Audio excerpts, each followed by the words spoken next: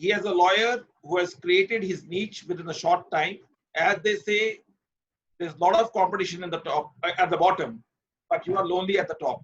But at the lonely, while being on the top, while showing knowledge, you can always attract people, and that is one of the hallmark of Mr. Deepak, who can draw people with his knowledge, the way he can attract.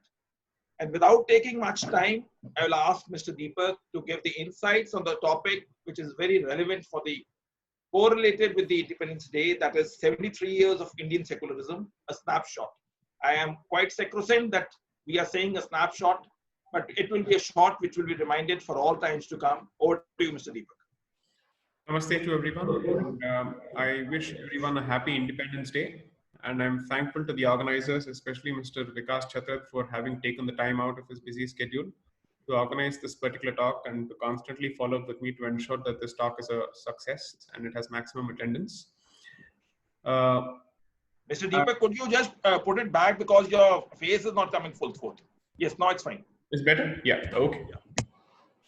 So let me just state at the outset why I believe that this particular topic is extremely relevant on this day.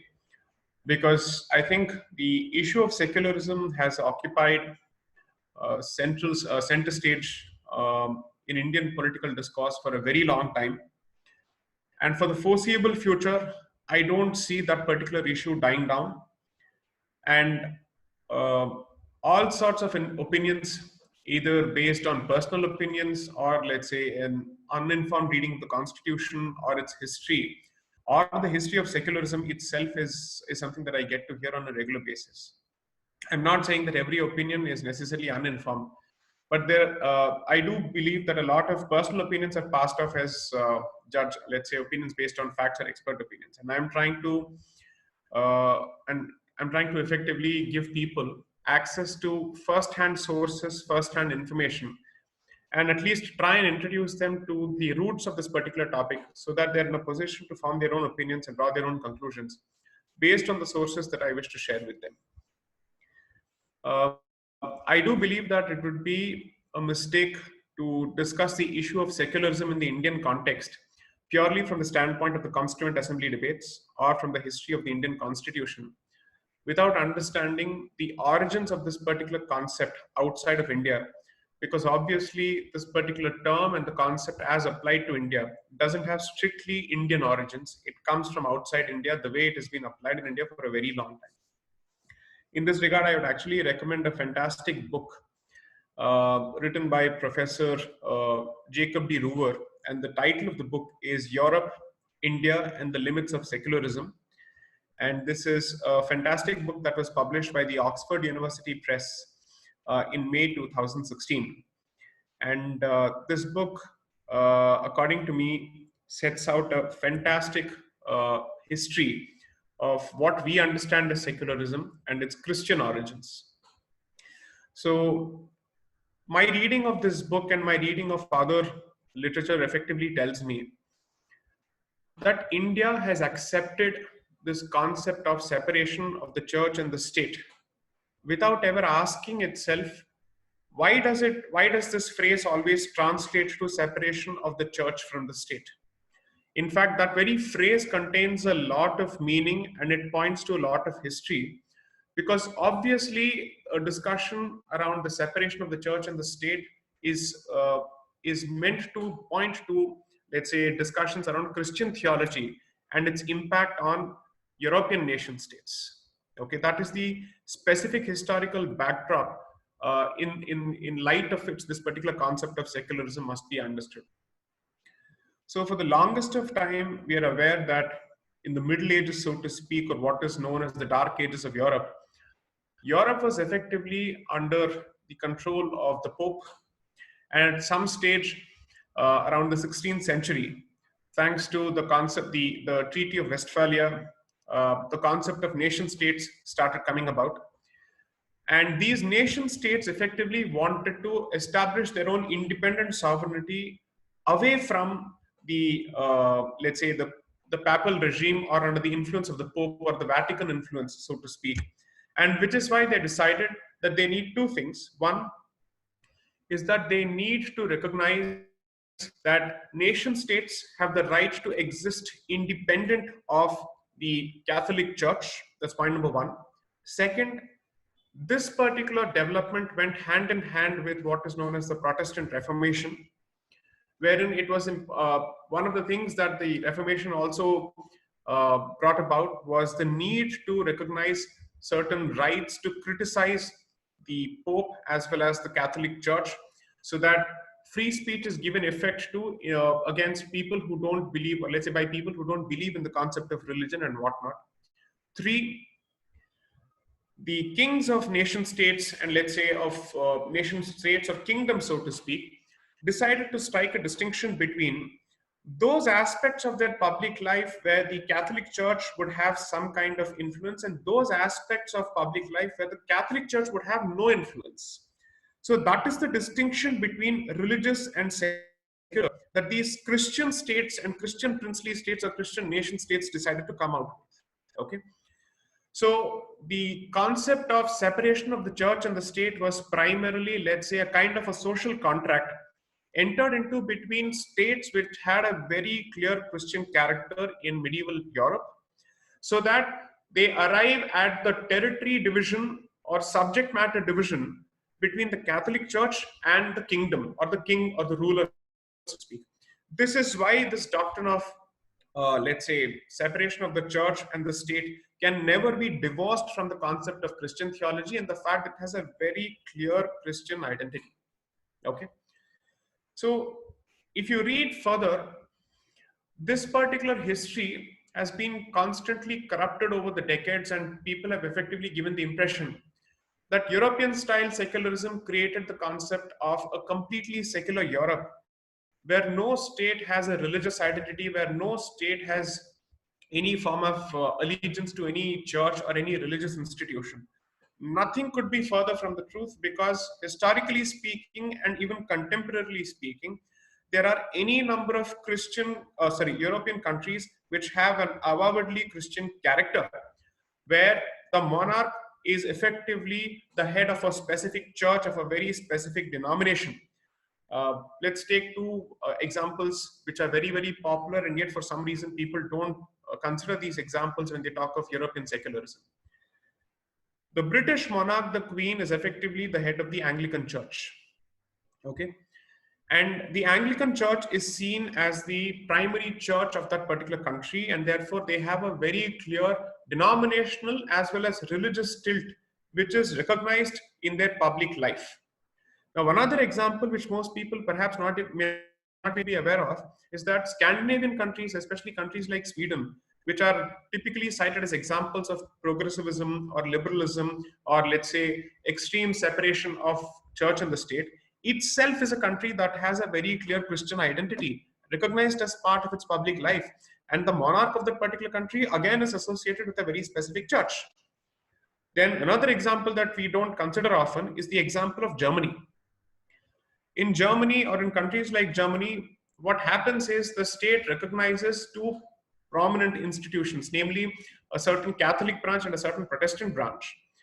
And specific taxes in the form of religious taxes are collected from citizens who are members of these church, and certain specific social services are even delegated to these churches. So for instance, maintenance of a birth and death register, marriages, all kinds of relationships are effectively depended upon by the state on these religious institutions such as the Protestant Church and the Catholic Church.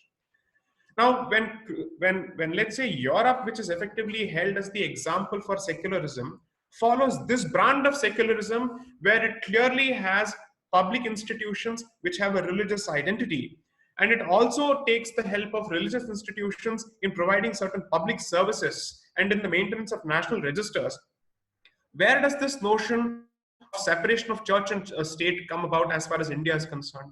How do we come to the conclusion, how have we arrived at this particular conclusion, that secularism effectively translates to abolition of religion in public life? Secularism translates to abolition of imputation of a specific religious identity to the Indian state. And secularism effectively means that the state has to actively deny the role of religion, the existence of religion, and must treat itself as a godless entity. Whenever we have discussed secularism as far as the Indian context is concerned, we have conveniently adopted a policy of amnesia where we have dissociated the Christian origins and the Christian roots of the concept of secularism, and how we have blindly imported those principles without understanding what is its impact going to be on a land such as Bharat, especially in the backdrop of partition, and especially given the period of history that it saw between 700 AD until 1947, where several members of several communities were persecuted specifically for their religion. And this is something that was the subject of discussion, at least on two dates in the Constant Assembly debates. The first is 6th of December 1948. The second is the 15th of November 1948. These are two specific dates where the Constituent Assembly discussed this particular issue.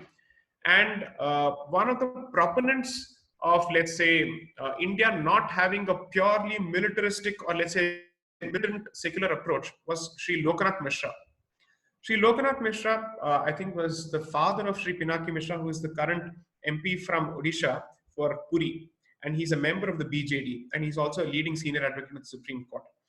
So Mr. Lokanath Mishra has, if you look at his contributions to the discussions in the Constant Assembly debates, he was the one to specifically propose that Sanskrit must be introduced across the country as the primary language that binds people, apart from regional languages, so that people can understand the relationship between the native languages, their mother tongues, and Sanskrit, as opposed to mainstreaming English as the primary course of discussion between people. He was the one to specifically propose that let us recognize that finally the majority of this country is in a position to rule itself without any invader occupying it or without any colonizing power. Therefore, after thousands of years of suppression and of oppression, this particular community has finally arrived at a position where it can celebrate its religion, it can celebrate its culture. So let's not deny that particular opportunity altogether by imposing a certain militant brand of secularism, which we don't even understand in its full reality. So allow me to actually read certain portions of the Constant Assembly debate, especially portions where Sri Lokanath Mishra pointed out his position. Because if you read his position and his views, turns out that these views are still relevant today, and we are grappling with the very same issues and the very same mentality. So I'm reading out specifically from the Constant Assembly debate, volume 7, 6th of December 1948. And Sri Lokanath Mishra makes this submission. I'm not going to read out in entirety, I'm just giving certain portions to explain how even after 70 years or 73 years, we continue to deal with the very same issues, and we have not been able to make any headway because of our lack of honesty and let me say lack of boldness in taking very clear positions on the question of religion and on the concept of secularism. Sri Lokanath Mishra, Orissa General, so this is what he says: Sir, it has been repeated to our ears that ours is a secular state. I accept this secularism in the sense that our state shall remain unconcerned with religion. And I thought the secular state of partitioned India was the maximum of generosity of a Hindu-dominated territory for its non-Hindu population. I did not, of course, know what exactly this secularism meant and how far the state intends to cover the life and manners of our people. To my mind, life cannot be compartmentalized, and yet I reconciled myself to this new cry. Gradually, it seems to me that our secular state is a slippery phrase, a device to bypass the ancient culture of the land. The absurdity of this position is now manifest in Articles 19 to 22 of the draft Constitution, which effectively translates to certain provisions of the current Constitution. Do we really believe that religion can be divorced from life, or is it our belief that in the midst of many religions, we cannot decide which one to accept? If religion is beyond the knowledge of the state, of the ken of the state, let us clearly say so and delete all references to rights relating to religion. If we find it necessary, let us be brave enough and say what it should be. But this unjust generosity of tabooing religion and also making propagation of religion a fundamental right is somewhat uncanny and dangerous. Justice demands that the ancient faith and culture of the land should be given a fair deal, if not restored to its legitimate place after 1,000 years of suppression. And I'll read out a few more portions, since these are recorded aspects of history which form part of the Constant Assembly debate. If it offends people, I would request you to be mature enough to accept that these are facts. We have no quarrel with Christ or Muhammad or what they saw and said. We have all respect for them. To my mind, Vedic culture excludes nothing. Every philosophy and culture has its place. But now the cry of religion is treated as a dangerous cry. It denominates, it divides, and encamps people to warring ways. In the present context, what can this word propagation in Article 19 mean? It can only mean paving the way for the complete annihilation of Hindu culture, the Hindu way of life and manners. Islam has declared its hostility to Hindu thought. Christianity has worked out the policy of peaceful penetration by the back door on the outskirts of our social life. This is because Hinduism did not accept barricades for its protection. Hinduism is an integrated vision and a philosophy of life and cosmos expressed in organized society to live that philosophy in peace and amity. But Hindu generosity has been misused in politics, and politics has overrun Hindu culture. Today, religion in India serves no higher purpose than collecting ignorance, poverty, and ambition under a banner that flies for fanaticism. The aim is political, for in the modern world, all is power politics, and the inner man is lost in this dust. Let everybody live as he thinks best, but let him not try to swell his numbers to demand the spoils of political warfare. Let us not raise the question of communal minorities anymore. It is a device to swallow the majority in the long run. This is intolerable and unjust. These are statements made by Sri Lokanath Mishra, an erudite member of the Constituent Assembly, as part of his submissions, questioning the meaning of secularism and questioning the definition of secularism and what is it that secularism is supposed to do with right to religion and right of propagation, and how do we safeguard the rights of even the majority of this particular country. So the point I'm trying to actually make is the very same argument made by Sri Lokanath Mishra in December 1948 continues to apply to several burning questions as far as Bharat is concerned even today. The simple question that I would ask myself is, if from 1949, or let's say from the 26th of January 1950 till the 42nd Amendment in 1976, which came into force in 1977, the word secular was absent in the preamble. Was Bharat any less secular? Were minorities ill-treated during that particular phase? Second, post the introduction of the word secular in the preamble through the 42nd Amendment in 1976, has religion not become the subject of political discourse and national discourse in an even greater fashion, where identity politics and specifically religious politics has become a part of Bharat's political life? The answer is a yes. Therefore, I believe that it's time that we revisited this notion of secularism, understood the impact of secularism on non-Christian states and non-Christian societies, understood how secularism has had an impact on stifling the expression of national life and let's say stifling the expression of civilizational identities. Let me raise one or two examples here to give you a better understanding of where I'm coming from. If you look at the motto of the Supreme Court and you look at the motto of High Courts, both of them are in Sanskrit. Okay.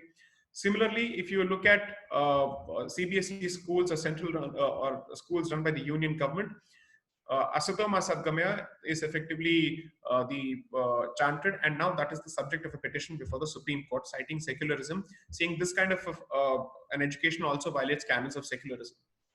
Therefore, a land whose identity is influenced by a specific culture and by a specific civilization, it is being asked to forget the propagation of that particular culture and that particular civilization using this particular brand of secularism through legal means and through constitutional means, to basically say secularism under the constitution means that you must forget all your roots, you must forget all history. Some communities are effectively entitled to retain their history and retain the memory of their history, whereas other communities must effectively forget, particularly the majority community must forget, because if the majority community continues to celebrate its past and its history, it amounts to violation of secularism. This is effectively the sum and substance of the use of secularism as far as Bharat is concerned over the last 73 years. In fact, I would recommend people to read another book, a fantastic book written by this author, Sri Sandeep Balakrishna, and published by Indus University. The title of this particular book is 70 years of secularism, unpopular essays on the unofficial political religion of India. And this is a widely read book, especially by those who want to understand how secularism has effectively led to stifling of the space of the majority community in Bharat. I could have avoided raising the issue of religion altogether as far as this particular topic is concerned, and kept it very, very constitutional and kept it very, very academic. But I think it would defeat the very purpose of this particular topic if I don't discuss religion as part of a discussion on secularism and the impact of secularism on national life as well as religious identities in this country. The empirical evidence that I would actually collect to prove my point is the number of schemes which were run in the name of specific religious communities at the time of the introduction of the Constitution, or the coming into force of the Constitution in January 1950. And the number of schemes that are actually run by various state governments as well as the central government in the name of certain specific religious identities, particularly religious minorities. And I would ask myself, if the government is so keen on doing away with religion as the basis for policy making, and doing away with the role of religion in public life, or at least in administrative life and in constitutional public life, how can the government continue to mouth these kind of platitudes, all governments on the one hand, and continue to facilitate and encourage specific schemes for entitlement and benefits in the name of religion? So the statement of, let's say, commitment to secular values is at loggerheads with the conduct of the Indian state in creating mechanisms which specifically further religious identities, and where religious identity effectively forms the basis of schemes or of beneficial schemes. So so what are the three layers that I have introduced so far? Before I go to the topic further, let me just introduce these topics. One, there is a clear Christian theological nexus between the concept of secularism and which underlies the concept of secularism. And therefore, when we try and impose European notions of secularism as part of Bharatiya national life, we must ask ourselves, how is this justified? Is such an understanding of secularism even relevant to Bharat? And assuming that we actually want to live by the European style of secularism, then Bharat must have the right to effectively adopt for itself a specific religious identity and continue to promise equal rights of propagation and practice to other religions. Nobody has accused England of being an unsecular state or an anti-minority state. Nobody has accused Germany of being an anti-minority state or an unsecular state. Nobody has accused Sweden of being an anti-minority state and an unsecular state, despite these states having very specific policies recognizing the state religion and having state sponsorship of specific religion, namely Christianity. And yet when Bharat seeks to effectively recognize its civilizational roots and its civilizational origins, and when it tries to recognize that there may be a lot of people in this country who follow faiths which have not originated in this particular country, that doesn't mean that I'm supposed to abandon my identity. At the same time, it doesn't mean that I am bound to be unjust to them and treat them unfairly. When I have specifically recognized rights as part of Part 3 of the Constitution, namely fundamental rights, which gives them the right to practice their religion equally at par with members of the native religions, how can I still be accused of being anti-secular when I'm merely saying, merely because you are practicing certain faiths in this country, I don't need to abandon, or I don't need to wish away or ignore or pixelate the faith of my ancestors? That's the basic question that Bharat has to effectively ask today. And we have been beating around the bush on this particular question for the last 73 years for want of clear articulation or for want of conviction. Therefore, I have taken it upon myself to ask these questions, building on the works of several stalwarts and building on the works of several geniuses, to basically ask this question: how long will India continue to pussyfoot around the question of religion in the name of secularism, when the fact remains that religion has played such an important role in its national life in the last 70 to 73 years? Every aspect of national policy making, from let's say population control to monogamy to uniform civil code to abolition of polygamy, effectively raises the question of religion. In such a situation, what is the point of running away from religion? There is no way that Bharat can run away from this particular concept at all. The framers of the Constitution have identified this and have spelled it out on the floor of the Constituent Assembly on a regular basis, that the lifeblood of the national life of Bharat is religion. And therefore, to turn this particular country into an anti-religious state or an irreligious state or a godless state, so to speak, goes against the grain of its history. That doesn't mean that India has no space for atheists or atheism. India has a lot of space for practice of any kind of, let's say, conscience. In fact, if you look at Article 25(1), it doesn't necessarily speak of the right to practice religion, but it speaks of the right to practice and profess your thought and conscience, which means you can either believe in a religion and you have equal rights not to believe in a certain religion. But now secularism itself has acquired the status of an unofficial religion, wherein it has become the touchstone to test everything. I don't think this country, especially Bharat, given its peculiar history, given the bloody history that it has been witness to, needs to necessarily adopt a militant version of secularism where religion has to be done away from all aspects of life and all facets of life, because there is a direct nexus between Bharat's native faith systems and its civilizational identity. Therefore, tomorrow, assume for a moment, if any person holding a public office decides to start a certain ceremony or a certain function with a Saraswati Vandana, he is not being necessarily religious. He is effectively subscribing to the notions of this civilization, wherein you pay obeisance to the goddess of knowledge before you start a certain knowledge-based activity. So the controversy that surrounded the invocation of the Saraswati Vandana during the Atal Bihari Vajpayee regime in 1998 and between 1998 and 2004 is proof of the fact that we have ingested this nonsense of militant secularism without understanding that there is not a single country that is completely following militant secularism. Perhaps there are countries like France which can make that particular statement. But France has taken a position even with respect to the burqa ban, saying that this is against the notions of France, this is against the values of France, this is against the values of equality, fraternity, and let's say brotherhood, so to speak, that France effectively celebrates. So France at least is clear that when it comes to militant secularism, it will criticize every religion equally and will not necessarily accommodate certain sentiments in the name of minority sentiments. And there are certain other European countries very openly religious in nature, which have a religious character in nature. Bharat is effectively in a Trishanku status.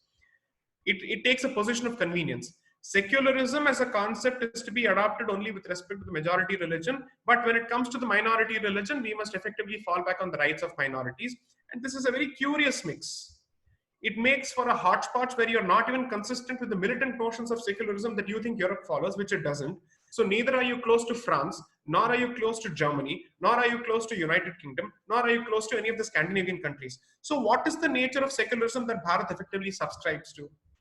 This is precisely why when the word secular was sought to be introduced in the constitution, opposition came from multiple quarters on the basis of lack of a specific definition for this particular concept and because of its vagueness. And therefore, secularism, it was anticipated, would become a tool for political baggage, for political mileage, and for political incentivization, which is exactly what has happened over the last 73 years. In fact, let me actually read certain portions from the Constituent Assembly debates where Nehru has actually made a couple of statements. So let me just read it out.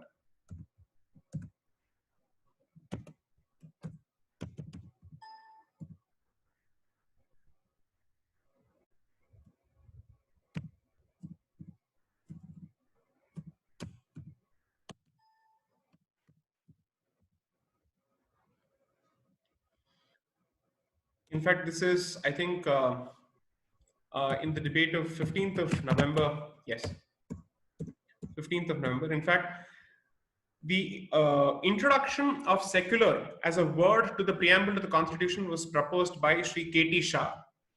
And this was opposed by people like Sri H.V. Kamath.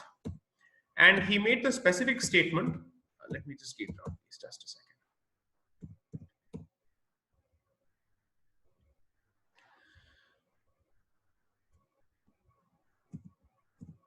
So sorry. I'll share the details with the members of the audience after the session is over. But precisely because of its inability to be captured in a specific definition, and because it is capable of being imputed multiple definitions, depending on personal proclivities or personal ideologies, so to speak, or political ideologies, so to speak, the word secular was specifically not included either as part of the preamble to the Constitution. The only place where it found reference in the original Constitution when it came out on the 26th of January 1950 is in Article 25(2)(a), where it has continued even before or even after. So let me just refer to Article 25(2)(a) to understand the context in which the word secular has been used in the Constitution at, even before the 42nd Amendment of 1976 and subsequently as well. So in Article 25(2), it says nothing in this article shall affect the operation of any existing law or prevent the state from making any law regulating or restricting any economic activity, any economic, financial, political, or other secular activity which may be associated with religious practice. This is the specific context in which secular has been used in Article 25(2). And in no other provision of the Constitution did the word secular find reference. It was inserted in the preamble, and it doesn't even find mention in any other provision other than Article 25(2)(a). And yet somehow every discussion around the Constitution seems to revolve around this, let's say, this skewed notion and this abnormal creature called secularism. So my suggestion would be that so 73 years has given us a certain experience, which is that we have failed in concretizing a specific definition for this particular concept, nor have we been true to its European origins, nor have we been true to the French model, nor are we true to the English model. So what is this peculiar Indian model? The peculiar Indian model effectively has had the consequence of adoption of appeasement politics. And appeasement politics is not a word that is found mentioned for the very first time in independent India. The accusation of appeasement was specifically to be found even in the Constituent Assembly debates, to basically say, if you wish to promise fair treatment and equal treatment to members of the minority communities so that they are not shortchanged because of their religious identity, it is still possible to do so by giving them express rights without necessarily falling back on the notion of secularism. So therefore, the argument that was being made was rights under Article 25 are equally available to all religions.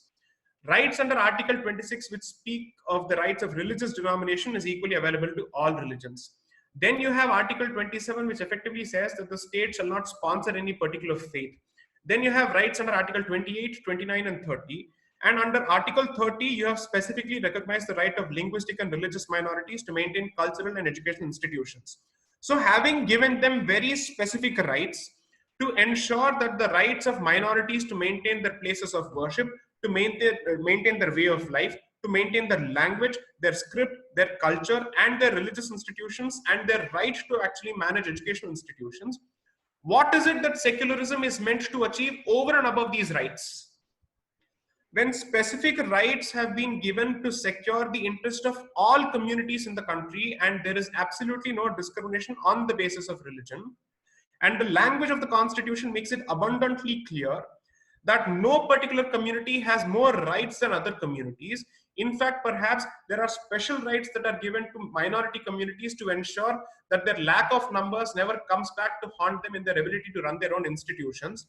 What is the purpose that is served by this concept of secularism? If the object is X and that object is achieved by specific provisions from Articles 25 to 30, what is that X plus plus object that secularism is meant to achieve? This remains unclear till date. Therefore, my suggestion would be that we either remove the word secular from the preamble so that this discussion and this politically motivated discussion that seems to hijack every discourse of this country is done away with, and there is no constitutional basis for this particular discussion. And we limit the scope of the discussion to express rights guaranteed to communities under very specific and express provisions of the Constitution. So if anybody wants to make an argument with respect to minority rights, let them make an argument on the basis of Articles 25 to 30 of the Constitution, where there are very specific provisions and there is an enumeration of what is available and what is not available. The state's power to interfere with the rights of religious communities and their practices and their ways of life is equal. It is not as if the state has more power to interfere with minorities than with the majority. And if the history of the Indian state is any proof, then the fact remains that the Indian state has interfered more with the ways of life of the majority community, more with the religious practices and beliefs of the majority community than with the minority community. Therefore, what is the need for an argument to be based on secularism when the constitution has given very specific pegs which are sufficient to cover and secure the interest of all religions, including and especially minority religions? This is a question that I think that merits a very specific answer, because tomorrow we will have all sorts of specious and untenable arguments and unsustainable arguments being made on the basis of secularism. If tomorrow I wish to effectively present the facts of history and how multiple places of worship were demolished in the name of religion or in the name of a certain way of life or in the name of certain faith systems, then I will be asked to not present even that particular history before the next generation, citing some weird and skewed notions of secularism. So it is my suggestion that if we want to abide by the constitution, the fact remains that even in the absence of the word secular in the preamble, the constitution was no less secular between the 26th of January 1950 and 1976. And the constitution and public life have only mired themselves in greater religious discourse and religious strife only after the introduction of the word secular in the preamble, because it has allowed a lot of people to drive a wedge between communities in the name of secularism, because they pursue religion-specific policies, religion-specific entitlements, and religious-specific vote banks in the name of secularism, which has had a direct impact on national life, on national integrity and unity. So here is a direct instance of a constitutional amendment having changed the course of public discourse and changed the course of national discourse in Bharat from 1976 to 2020. So it is my opinion that perhaps we need to start revisiting this, and this discussion would be completely truncated and ahistoric without reference to how we have blindly imported a Christian notion of secularism into Bharat, and to the detriment of Bharat's own indigenous faith systems, to Bharat's own civilization. This, I think, is the broad theme that I wish to present. Given that this particular subject typically incites a lot of questions and attracts a lot of questions, I would prefer to actually take a lot more questions at this particular stage. And as and when I need to make a few more points, I will do that in response to questions. But I think the introduction to the topic at this particular stage, I've covered it sufficiently. So, Vikasji, I would suggest that we start taking questions. In fact, I've written after 5:50. This is by Raj Srivastava. Meanwhile, the question will start coming. He says, historically speaking, Bharat has always been a dharmic civilization. Or a dharmic civilization. However, at a point when democracy was not functioning in the Republic, the Western concept of secularization was imposed on the sacred land of the East without even defining the word. So, what are the damages that we have already faced because of secularism? And if we want to become a civilization state, how can we think of considering the fact that secularism in the constitution? So, in response to Mr. Raj's question, let me be clear that it is my position that the brand of secularism that we observe today in Indian national polity is directly at loggerheads with the civilizational values and civilizational identity of Bharat. And second, Article 1 of the Constitution makes it abundantly clear that India is used as a synonym to Bharat, and Bharat is a reference to the civilizational heritage of this particular land. Therefore, for all practical purposes, Bharat is an Indic civilizational state as recognized by Article 1 of the Constitution. Therefore, I completely agree with you that secularism, as professed and practiced in the absence of a very specific definition, is at loggerheads with Bharat's Indic civilizational and constitutional identity. I have no doubts in my head on that particular issue.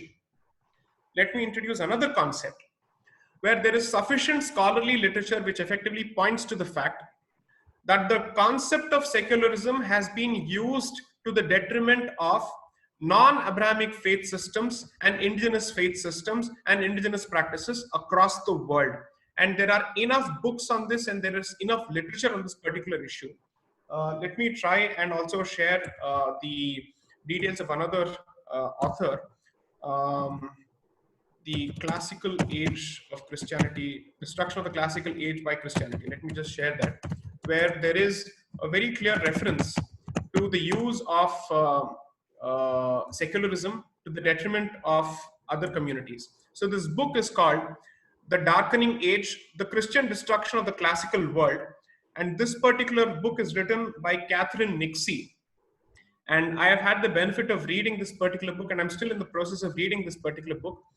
And scholars outside of India, scholars of decoloniality, scholars of race studies, scholars of civilizational studies, and scholars of constitutional studies have come to the conclusion that secularism is a Judeo-Abrahamic concept, and its application in non-Christian societies, and predominantly non-Christian societies, has had the effect of killing the visibility and the presence of native faith systems and native cultures from public life altogether. I'll give you a simple example. In fact, I think about 2 or 3 weeks ago, a short clip of the Chief Justice of India prostrating in a temple before the deity was circulated on Twitter and on WhatsApp to basically say, how can the Chief Justice of India fall at the feet of a deity in a temple when India is a secular state? This was the very specific question asked in relation to that particular tweet, or in relation to the particular clip. The Chief Justice of India is a practicing Hindu, and his designation as the Chief Justice does not require him to abandon his faith. And he was prostrating in the private confines of a temple in his private time. So today we have come to a stage where the practice of faith by public functionaries, even in private, is sought to be stifled in the name of secularism.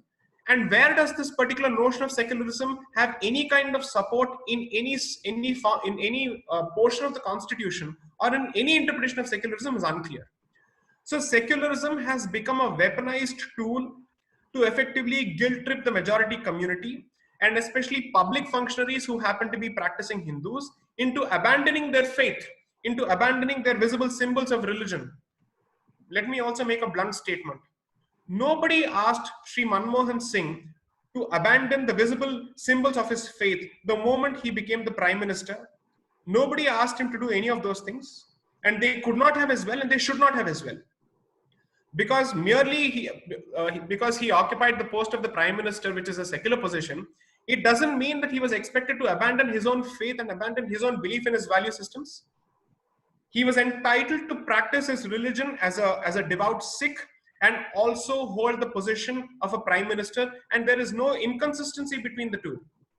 Today it has come to a point where the obligation of secularism on the state translates to people who occupied the, let's say, secular positions, to even abandoning their own faith systems. And unfortunately, this particular expectation is cast on members of the majority community, not even members of the non-majority community. So clearly, secularism has acquired a certain weaponized hue, a weaponized edge, as a consequence of which its effects are intended and targeted at one particular form of identity, is what the empirical evidence. It's not my opinion. The evidence clearly says that secularization of Indian life has resulted in the destruction of and continuing destruction of one particular form of identity, and one identity alone, and nobody else. While religious autonomy and religious profession and wearing of religious symbols is encouraged when it comes to non-majority communities, when it comes to the majority community, the expectation is that in the interest of minority sentiments and at the order of secularism, they are supposed to sacrifice all visible symbols of their culture, civilization, and religion. There is absolutely no proof for this, and there is absolutely no basis for this in any canon of constitutional law, in any canon of a civilized society. This is very, very peculiar, and this happens only in Bharat. Next question, please. Mr. Deepak, it is by Manas Jha. He said, the question is, how will India justify the removal of word secular from the preamble, and on what basis it can be legitimized? If there was no specific reason given to introduce that particular word in 1976, why should a reason be given to remove it? I don't understand. We can always make the statement that the word secularism has effectively led to communalization of politics and public life in Bharat from 1976 to 2020. And given that Bharat was no less secular between 1949, 1950, and 1976, when the word was introduced in the preamble, no further justification or clarification needs to be given for its removal. In fact, the Keshavananda Bharati judgment came out on the 24th of April 1973, and that particular judgment speaks of the word secular and secularism in the absence of that particular word in the preamble. So look at the timeline. Constitution comes out on the 26th of January 1950, and the Keshavananda Bharati judgment comes out on the 24th of April 1973. It recognizes secularism as as part of the basic structure of the Constitution. Then where was the need to add the word secular further in the preamble in 1976? When the judiciary has recognized the concept of secularism as part of the basic structure of the Constitution, where is the need to actually introduce it further? Then people might say, if it is already part of the basic structure of the Constitution, what is the harm if it remains in the preamble of the Constitution? An express presence in the preamble of the Constitution has led to constitutional harakiri, has led to constitutional chicanery and constitutional fraud, according to me, wherein the word, its presence in the preamble, is constantly cited to vitiate public life and is constantly cited to create turmoil in political discourse in India. And therefore, that word needs to be removed altogether so that people can discuss facts, people can discuss opinions without relying on some vague notion of secularism. It makes really no sense to base opinions and to base our policies on some vague notion and amorphous form of secularism, which nobody is able to wrap their heads around so far. Next. This is by Naveen Kumar. Similar debate surrounded Article 15, Subclause 3, when the state was allowed to make special provisions for women despite Article 15(1), barring discrimination on the ground of sex. It has also become a political tool. Special provisions were to be provided when there is a manifest inequality and not a routine phenomena. Actually, this debate is also connected with the right of equality. No fundamental rights are unconnected with others. What is your take on this? See, if somebody invents a knife, you can use it to dice vegetables and you can also use it to murder people. And gun can lead to protection and can lead to gun violence. So the weaponization of Article 15(3), or let's say the canons of equality enshrined in Article 15, is no reason to do away with those provisions or do away with our belief in the fundamental notion of gender equality or gender justice. I think this is an issue which needs to be addressed at the level of the judiciary, because you see, whatever the legislature is bound to do is open to multiple interpretations and it can be weaponized by vested interests, especially those people who are interested in weaponizing legitimate causes such as feminism will always find ways and means to weaponize everything in the Constitution. The better thing is for the judiciary to dismiss frivolous PILs which approach the court and which are academic PILs only for the sake of publicity, only for the sake of vitiating the atmosphere, and only to give the impression that India is fundamentally a patriarchal society and anti-woman society. When PILs are filed with these kind of motivations and they are backed by powerful entities and powerful groups and powerful clubs, so to speak, then it becomes the job of the judiciary to ensure that such frivolous and nuisance PILs are effectively nipped in the bud and they're not given any further credence at all. So I don't think the solution lies in watering down the scope of rights which are given in the Constitution to protect gender justice, to ensure that there is gender justice and to further the goal of gender equality. So I will certainly not support the watering down of any provision in Article 15 or any sublim of Article 15. I think the solution there lies in the position that the judiciary takes with respect to frivolous PILs. Frivolous PILs have effectively become the bane of the Indian judicial system at this point of time. Right from animal sacrifice to whatnot to temple entry and every issue, people think that it's perfectly available for them to approach the court in the name of gender justice, in the name of animal cruelty and whatnot, and effectively try and guilt trip that institution into taking that issue seriously, because otherwise headlines will say something else, news debates will say something else. That is effectively what has become as far as the manner in which PILs are filed and entertained is concerned. This is by Vinod. Did anyone contest 1976, the amendment which you are talking of? If so, what is the status? If none contested, can we still file bill to contest the same? See, 75 to 77 was the period of emergency. And those who opposed Mrs. Gandhi at that time were pushed behind bars. Okay. So, in terms of opposition, uh, Mrs. Gandhi's primary justification was that the Janata Party and a coalition of parties were effectively fascist organizations which were out to destabilize the country. And since Congress is effectively the fount of all that is secular, and Congress is the guardian of secular values in this country, it effectively became her justification for introduce the word secular as part of the preamble. Frankly, I don't think she had any constitutional basis for what was introduced, and I don't think there was too much of an opposition in terms of, let's say, effective opposition. There was opposition perhaps on the streets, but certainly not in the parliament. Look at the period between 1975 and 77. A host of amendments were introduced without any kind of debate or any analysis at all. So what was the second part of the question? What were you saying? If not, can we still challenge it? Yes. So several articles of the Constitution continue to be under challenge, especially the ones that were introduced with respect to right to property, Article 39. They are the subject of a 9-judgment challenge. So there is nothing wrong if the word secular is challenged as part of a petition and its introduction in the preamble is challenged before the Supreme Court. In fact, from what I remember, the news reports actually point out that the word secular and socialist, both of them have been challenged as part of the preamble. A petition is lying before the Supreme Court at this stage. That is what Ayushi Mishra has also pinpointed in the chat. Right, right. It says, should the government of its time try to change the preamble, or should it be, or would it be better for a lawyer to move to the Supreme Court against this 42nd Amendment? I don't think it makes sense to approach the judiciary for everything, for the simple reason that any matter before the judiciary is like a coin toss in the air, and one can never be sure of the outcome, and one can never be sure of what could be the reasons for arriving at a certain conclusion.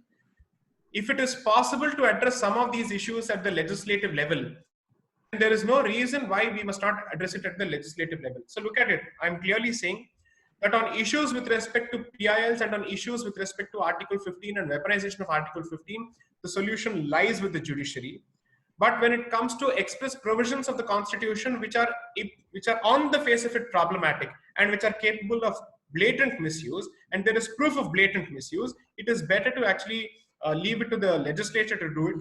Because if you ask the judiciary to do it, then it's not just the outcome, but also the reasons that come with it, which could create another Pandora's box. So the better thing is for the legislature to repeal the amendment made through the 42nd Amendment to the Constitution. Is this selective application of right of freedom of thought and expression also a violation of right to equality as well as secularism? How do you think this should be encountered? This is by Harish Sharma. I don't think I got that question very clearly, sir. Can you repeat that? Just hold on. Meanwhile, I will read another question. How can people be okay with provisions being provided on the basis of caste, that is reservation, because they were persecuted on the basis of caste, but have problems with provisions being given on the basis of religion to another group because the basis of their persecution was religion? So here's the answer. If the position is that people who have been persecuted on the basis of religion must necessarily be entitled to reservations, I will buy that particular argument.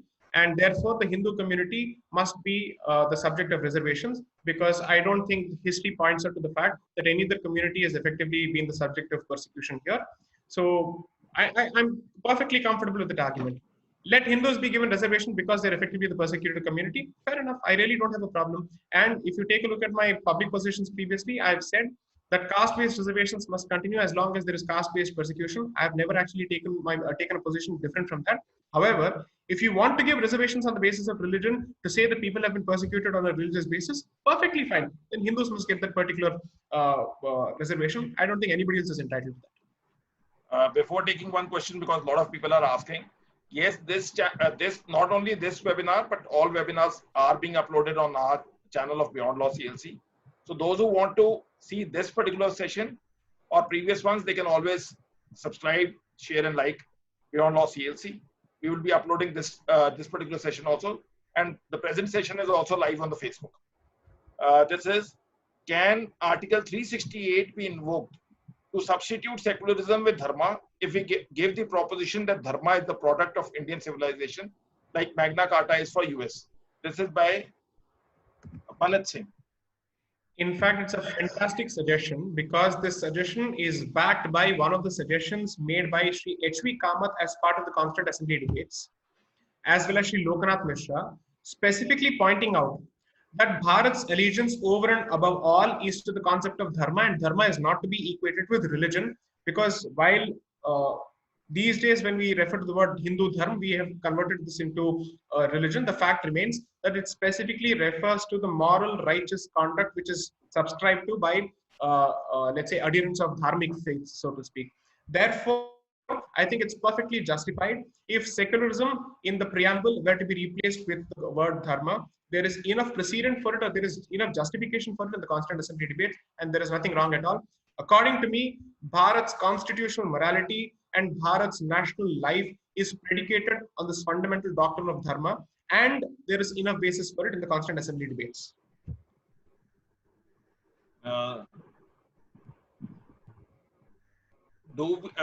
This is by Pranshu Kamra. He says, do we need to abolish the word secular, or we need to use it correctly? What is your insights? See, as much as possible, we must stick to those words which are capable of defining or being defined with some level of clarity. And those words which have certainly attained a certain degree of notoriety are best done away from the Constitution. And when there are indic replacements, such as dharma for the word secular, I might as well use that particular word, because you see, language makes all the difference and terminology makes all the difference.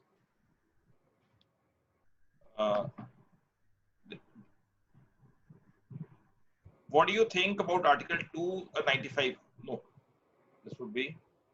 How do we deal with the inclusion of secularism in the basic structure? This is by Daman Trivedi.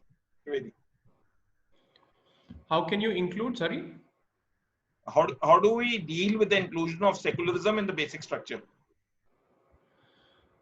The concept of secularism in the basic structure would have continued, as I said, even without any problem. The thing is, so let me address this in a slightly different way.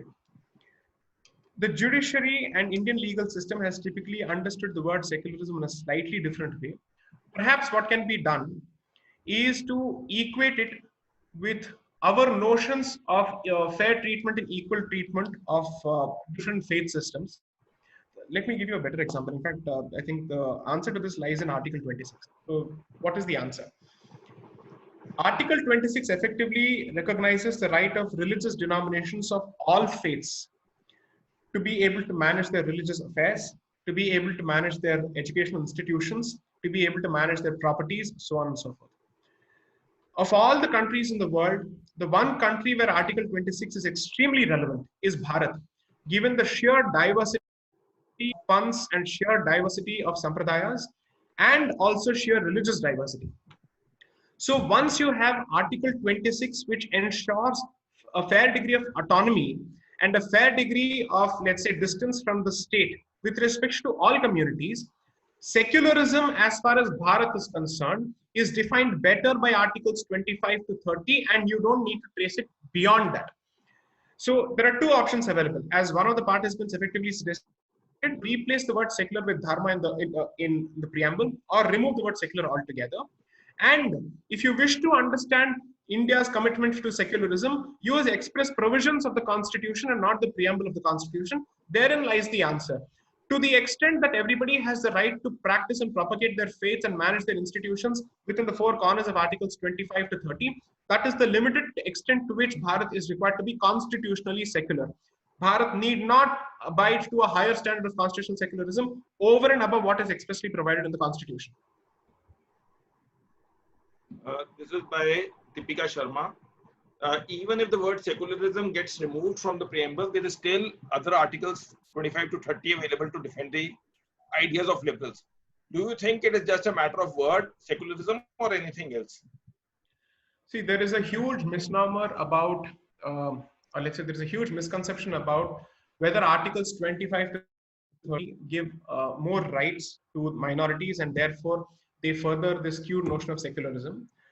I have recently written in the Open magazine an article specifically addressing this particular issue, that constitutionally speaking, minorities do not have more rights than the majority. In fact, what has been given in the constitution is an express recognition of the very same rights available to the minority as is the majority. So there is an article that I wrote on the 17th of, sorry, just a second. I'll just share this article so that people can read it, where I've addressed this issue in very clear detail, citing certain judgments of the Supreme Court. So there's a judgment of the Supreme Court, namely TMA Pi, wherein the court was looking at the rights to manage educational institutions. And in that particular judgment, the court clearly comes out to the conclusion that minorities do not have extra rights compared to the majority to manage their educational institutions. Both communities and both sets of groups have the same set of rights. What has made a difference is not a judgment of the Supreme Court or the provision of the Constitution. What has changed this particular balance is the Right to Education Act. Okay. The Right to Education Act, which is a consequence of the 93rd Amendment to the Constitution, effectively says that obligations under the Right to Education Act shall apply only to majority community, and minority educational institutions shall be exempt from the obligations under the RTE. That change that was made to Article 15 of the Constitution and through the 93rd Amendment is the single biggest amendment which has altered the amount of rights and the scope of rights available to majorities and minorities. Otherwise, until then, a 9-judge bench or perhaps 11-judge bench of the Supreme Court was very clear in its view that minorities do not have extra rights under Articles 25 to 30. I've just shared the link. Can I make it open and share it? Just a second, please. What you can do is you can share it with me on the WhatsApp. I can share it on the WhatsApp group of Beyond Law. So I've just shared it with everyone. So this is the link to the article which I wrote on the 29th of May 2020. And the title to the article is Divided by Religion, and where I've identified the mischief committed and caused by the 93rd Amendment and how the law until then recognized everybody as equal before that. Plus, I've also raised about 6 to 7 questions at the end of that particular article. Let me just read out these questions because it is perfectly consistent with the theme of this particular debate. The first question that I've asked is, if Article 30 mandates a state-to-state determination of linguistic and religious minorities, what justifies the continued existence of the National Commission for Minorities Act 1992, which empowers the central government and not state governments to notify as to which communities constitute minorities? So my basic question was, the Supreme Court has interpreted Article 30 to the extent of saying that the status of a minority is not based on the proportion of population at the national level, but at the proportion of population at the state level. If so, the concept of Hindu minorities in non-Hindu majority states must equally be recognized, both in the Northeast as well as in certain other union territories, such as even Kashmir.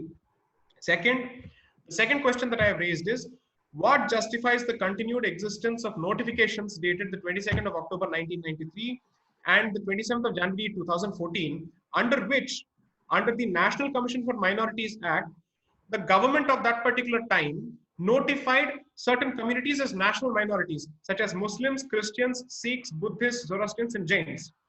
So if the Supreme Court effectively takes the position that you must always identify minorities on a state basis, not only did the government come out with the legislation to recognize national minorities, it also came out with specific notifications recognizing the concept of national minorities, which goes against the Constitution.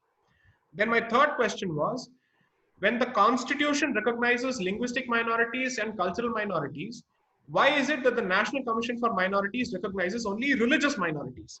So today, the word minority has been limited in its application only to religious minorities, when clearly that has no basis in the Constitution. My fourth question was, what was the basis for the creation of National Minority Affairs in 2006? And why hasn't the post of Minister of Minority Affairs seen any diversity in appointments since 2006? That means adherents of only one faith have occupied the post of the Ministry of Minority Affairs since 2006. Question number 5, why is there no representation of linguistic or cultural minorities in the National Commission for Minorities? These are 5 to 6 questions that I've raised as part of this particular article. I would request people to read this article and share it as widely as possible, because it exposes the hypocrisy of secularism that is practiced in Bharat. You can also share it with me on the WhatsApp, and then we can share Yeah, it. I'll just share the question on the group as well. Yes. Yeah. Your questions have already come. Yes. As long as conversations are about false pride based on mythology, will Bharat ever develop, according to him? I don't know what is being referred to as mythology here, but I do agree with the sentiment that as long as we have discussions based on incorrect versions of history or completely fabricated and concocted history, there is no way that Bharat will ever move on, because Bharat will continue to build its policies and make its policies based on notions of history which have been put together by cultural Marxists or by the white man and not by its indigenous scholars.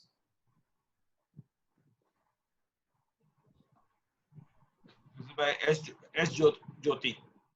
What should we do as citizens to get secularism out of the preamble? See, frankly, what I would suggest is you must expose state governments in their conduct, and even government at the center. If you believe that, okay, let me answer this in a slightly different way. Every government, regardless of which party it belongs to, feels the need to come out with a report card showing how many thousands of crores have been spent in minority welfare schemes and minority beneficial schemes. Why is this important? Why does every government, regardless of which party is in power, feel this need to actually do this? So on one hand, you want to say that we must unify people, and on the other hand, you constantly divide people by tangibly allocating resources specifically on the basis of religion, without any rational basis, without any empirical basis. When it comes to caste-based reservation, the one thing that the Supreme Court has said is that you must undertake a study to understand whether a certain community is backward, whether it lacks in representation in public office, or whether it lacks in representation in state employment, and then come to the conclusion that reservation is important. But no such study is even ever undertaken with respect to minority schemes. From Tamil Nadu to Kerala to Andhra Pradesh to every state possible, there is always a reservation in the name of religion, and which everybody seems to be perfectly comfortable with. So my suggestion would be that if governments don't listen to the grievances of people which are legitimate and constitutional in nature, then each of these schemes must necessarily be challenged in a court of law on grounds of violation of constitutional principles, and specifically even the notion of secularism. Secularism itself is violated if you start coming out with schemes in the name of religion without giving a sufficient justification for it, without giving sufficient data-based evidence for it.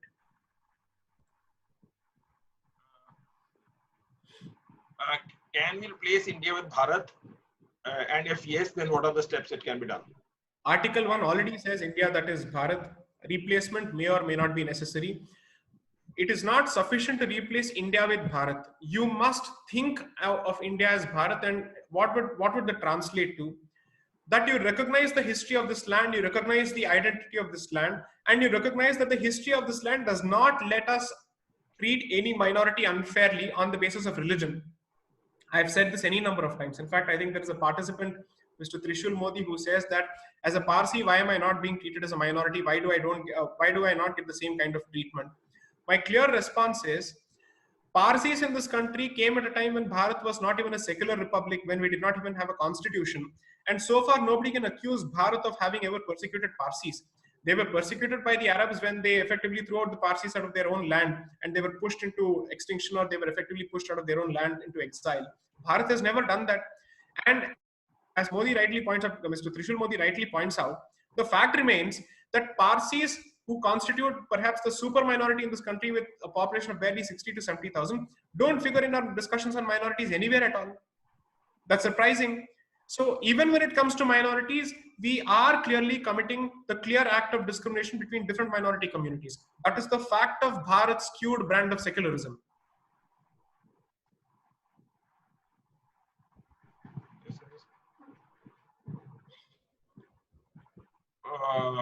How many more questions will we take, sir? We can take, I think we will take 3 more or whatever is your call. If you want 2, I can stop at 2. 3 is good, sir. Okay.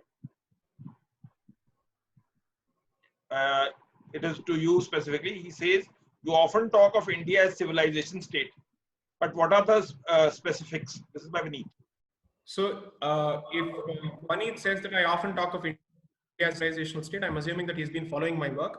So my suggestion would be, kindly read the 15 series article articles that I have written under the column called Indic Views as part of the Daily Guardian, where I've clearly explained why Bharat is a civilizational state, drawing elements from India's history as well as from India's constitution. Again, let me share the link to that so that people know that even if they want to argue with me, they will need to specifically cite my pieces against me.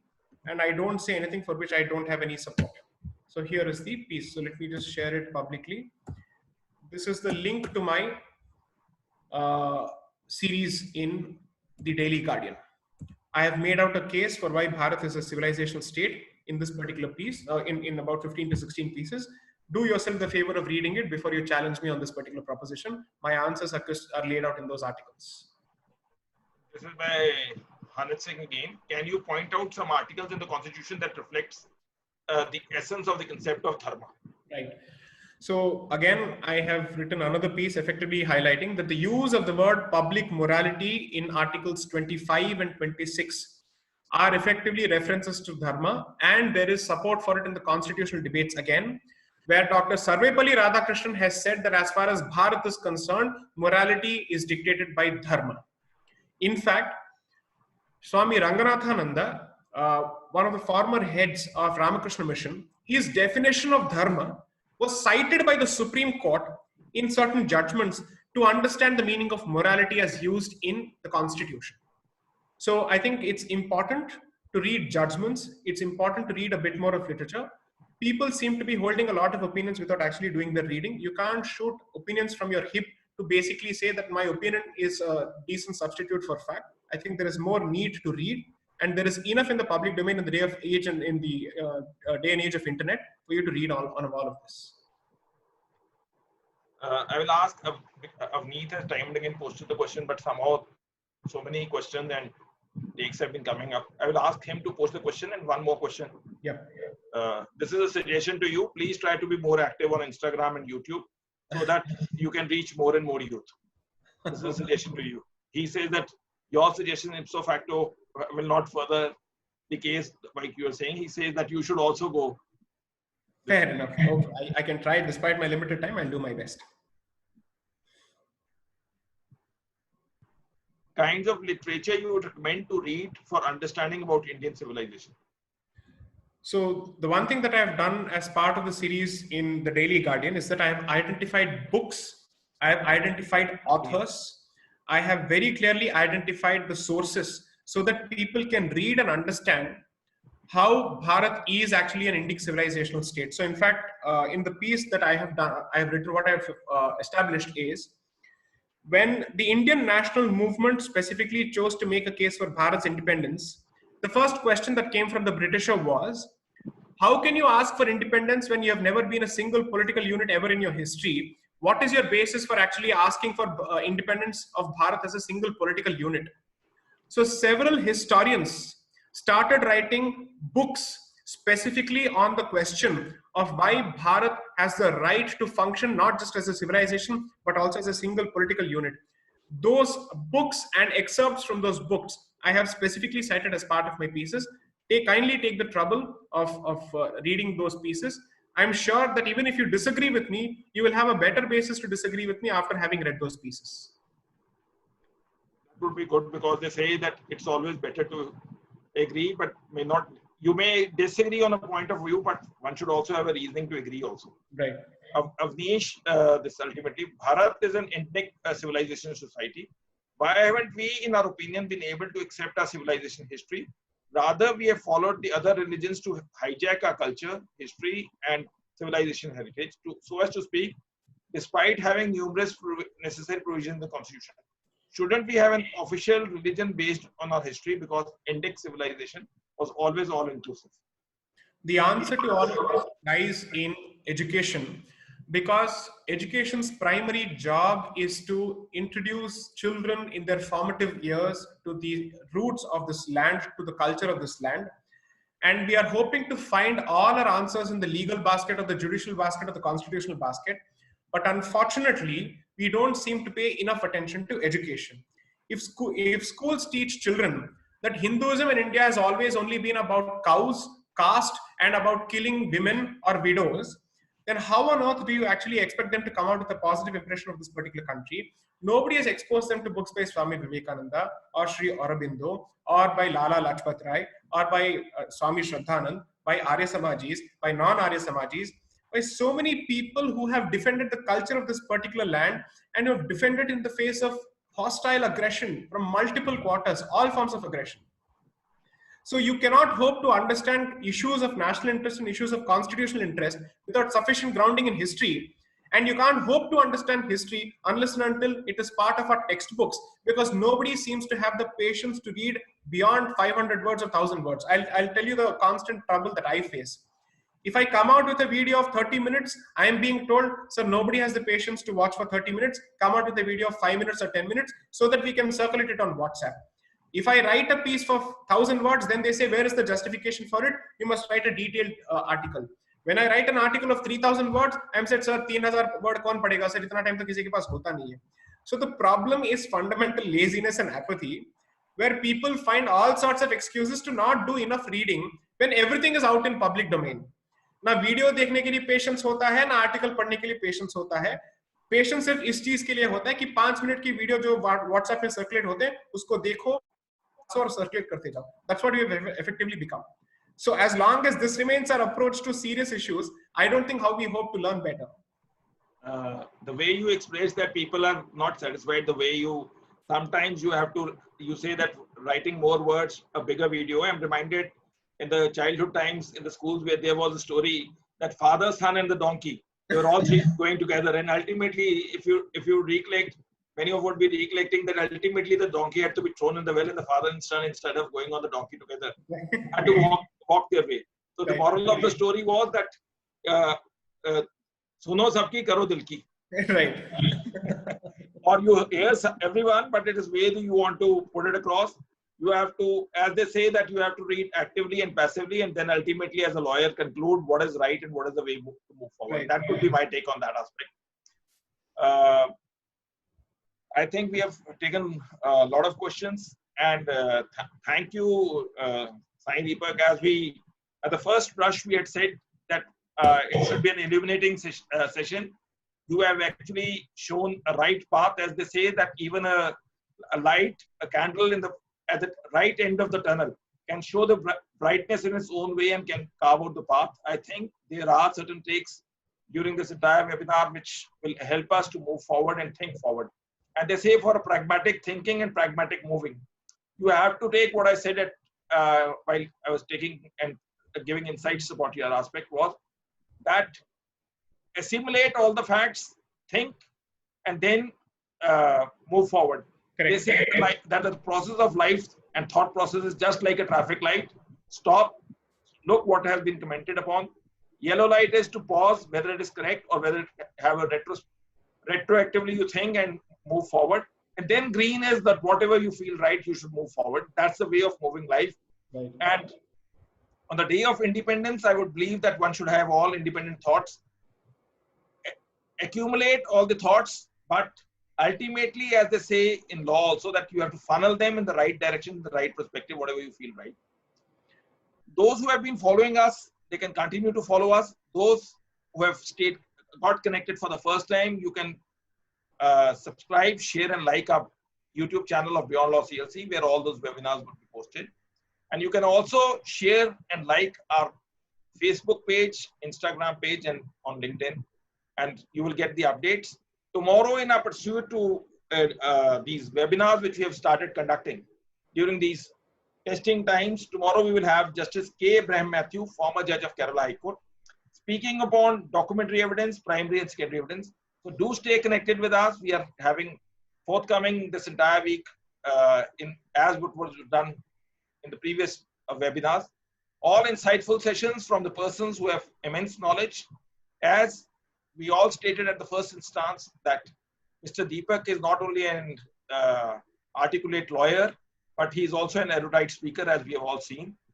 Thank you for all of you, those who have stayed connected with us. Stay safe, stay blessed, and happy Independence Day once again. And thank you, Mr. Deepak, for giving us an illuminating session akin to what your name actually belongs. Namaste, Jai Hind. Thank you for the opportunity. I'm very, very grateful for over 150 people for patiently listening to everything that I've said. My only request would be that the way forward is knowledge, knowledge, and knowledge alone. And as someone who rarely has the time to read as much as I want to, the one thing I can confidently say is that the biggest invention for the current generation is the internet. And there is so much of material that is publicly available that even if your textbooks don't teach you what they're supposed to teach you, there is enough out in the public domain for you to read. So it's a question of what you use the internet for and what you search it for. So you can search it for all sorts of controversies, or you can actually search it for knowledge and arm yourself. The choice is entirely yours. So if I am able to do this with my limited knowledge and the fact that I'm merely repackaging what I've read and I'm sharing it with people, people with better insights and better IQ can perhaps come out with even more original opinions and path-breaking thoughts. So kindly do yourself the favor of reading as much as possible. That is what will ultimately help you present your opinions in a much more lucid fashion and to also support it in the face of opposition. I don't think confidence comes from the number of people who effectively hold your views. Confidence comes from the fact that even if the rest of the world is arrayed against you, are you in a position to defend your position without necessarily having to fall back on support for numbers? That's the true test according to me. Thank you. Before parting, Mr. Deepak, I will just ask, since you have given the insights that one should read a lot, I will ask that what suggestion will you give, because there is voluminous books, internet, all. So how do you suggest that one should do active reading so that one could actually gauge what would be the right? Because sometimes while even moving around in the net, etc., sometimes your attention gets diverted. How do you get more focused and how do you read more faster than, and also to gather them within your mind? What is the way forward for that? Sir, frankly speaking, this was a question that was asked to me once. So I can share with you what I follow. I don't know if it is universally acceptable. What I do, I can share. So one is, at least in our profession, I think the art of cross-pollination is extremely important, which is you don't just read what is useful, but you should know how to use what you have read. Okay, that's more important, which means as a lawyer, at the very least, we are expected to have a fair understanding of economics, a fair understanding of history, a fair understanding of logic, a fair understanding of philosophy, and of course, a very clear understanding of the law.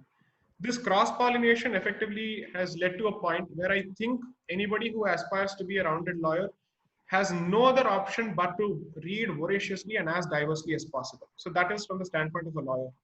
But then how do you manage that in the time that you have? One, your personal life certainly takes a hit. That certainly happens. So it's a question of how much you want to push yourself and what is it that you wish to do.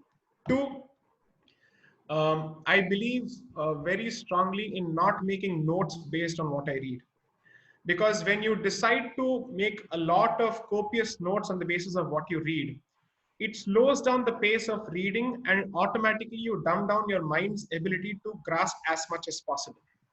So I've come across a lot of people who believe in making lots of notes based on one book. And they will be stuck with that one book for several months because they've not finished making their notes. And when you ask them, what is it that you have actually made of a certain book? Their ability to assimilate specific points from the book and present the saransh of the book completely sucks because they've effectively forgotten the forest for the trees. So the one thing that I started doing effectively was read a book and read one book at a time and start making book reviews so that you're in a position to present the overall tone and tenor of the book, perhaps in about 2 weeks or 3 weeks. And you have the ability to comment on the big picture as well as the very specific aspects which the book has presented. Now it has come to a point where I'm comfortable reading multiple books on different tracks and different subjects, and I'm able to connect them as much as possible. In fact, I'll just share one brilliant article that I read on this particular subject, which is of use to everyone. It's called Deep Literacy, the Dying Art of Deep Literacy. Let me just share it with you. Deep Literacy. I'll share that article with you. So yes, the erosion of deep literacy. This is a fantastic article that was written in National Affairs earlier this year in January 2020. In June 2020. It's a fantastic article on how people are gradually losing the ability to read even one book at a time and finishing it in good time. So I think the basic thing would be that we avoid, let's say, switching from one page to another, which is what the telephone effectively has done, which is what the mobile phone has done. That we open multiple pages and we don't realize that it has a serious effect on our ability to retain stuff, our ability to focus on one thing at a time, and it creates attention deficit disorder, according to me. So go back to the basics. And going back to the basics would mean when you start a book, you don't read it in a piecemeal fashion. You finish it cover to cover, end to end, no matter what. And the more you start doing it and the more you start reading diverse stuff, I think the mind is structured in such a way that it automatically starts forming subconscious patterns. And you will be in a much better position to connect aspects of civilization and politics to law than you are when you read stuff in isolation. So that the way forward is cross-pollination, diverse reading, and deep reading. When you take a particular subject, you need to ensure that you're in a position to speak on that subject at the most fundamental level possible, in the absence of any notes, in the absence of any file, in the absence of any aids. So that has been my approach so far, and I think it has helped me. So the last call, because people would definitely ask, how to become more articulate?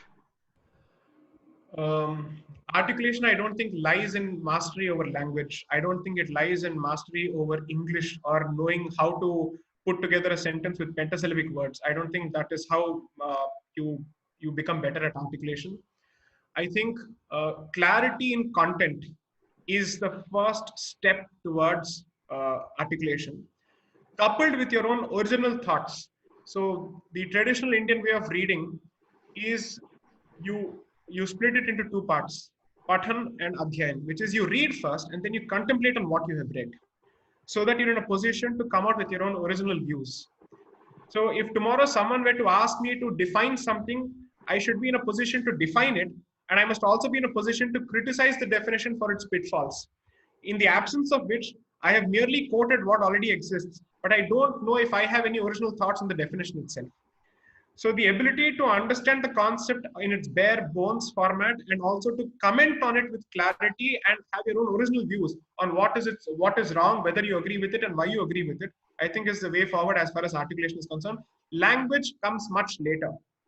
When there is clarity of thought in the mind, then somehow the tongue will manage to roll the right words out. And with practice, you will slowly be able to do that, let's say, with diverse topics.